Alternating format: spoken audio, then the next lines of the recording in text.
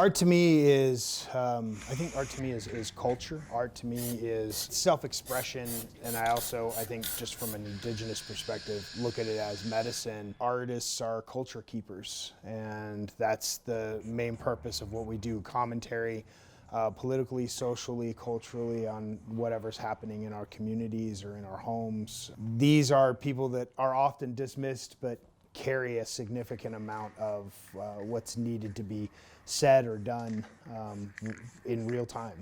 My name is Gregg Deal. I am a husband and a father, an artist, and a professional disruptor. I think my art sort of works within that ethos to sort of disrupt ideas or areas or thoughts or political issues, what have you. That ends up playing, I think all of those things end up playing a part in the work that I do. I suppose the thing that I'm trying to say or the expression that I have within my work is really just sharing my perspective from my experience as an indigenous person, as a human being.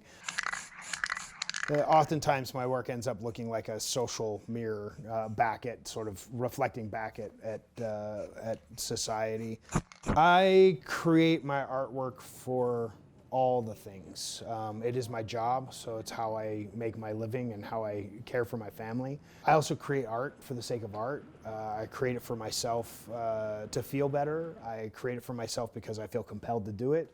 I'll create it sometimes to have a message. It's all of those things. It's sort of like taking a shower, where you're like in this mindless state and, you come up with your greatest ideas in the shower. It does allow me to think critically about, like, what does it mean to be an indigenous person? What does it mean to be an indigenous artist? What does it mean to be a father? What does it mean to be a husband? Like, I can look at all of these things because none of them are mutually exclusive. They all inform where I'm at. And to be honest, what I'm creating, I would be creating regardless. I feel compelled to do it. And the result of that is also just trying to navigate what some of those things mean. There's work that I create that I just let loose and just let it be out there. I don't make any money off of it. Work that would be about missing and murdered indigenous women, girls, and Two-Spirit, an epidemic in our indigenous communities. I don't make money off of those types of pieces because I believe that they just need to be out there. Yeah, I make a living at this. This is what I do for work, but I feel like I'm in a place of privilege where I can sort of dip my toe in social activism, personal work, contemporary art. I get to do all of the things. I already know who I am. I wouldn't be doing what I'm doing if I didn't know who I am.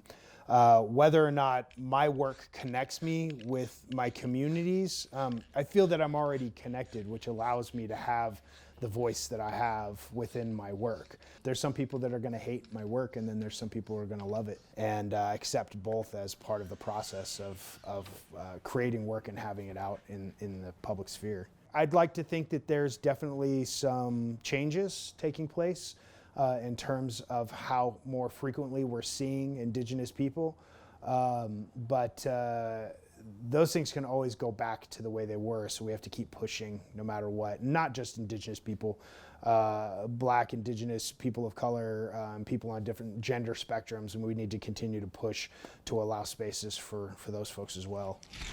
I think the greatest challenge for me as an artist, or challenges that I've seen other artists like me sort of face, is based on the power structures that are the art world and the way that the art world assumes that art must be done, what that voice has to look like, who's invited to the table, who's allowed to speak, what is an appropriate medium, and how are those mediums expressed, and how do those mediums navigate the real world. The biggest challenge is being somebody who's indigenous that might not fall in line with the status quo or the expectation of artists, and being able to freely express yourself in spite of that. We're seeing some changes take place in the art world following Black Lives Matter last year, and sort of creating a different set of voices and circumstances.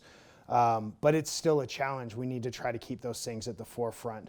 And so that I think is the biggest effort, is remaining consistent, having integrity in your work, and continuing to push forward even if those mediums or those narratives don't fit what people think art should be.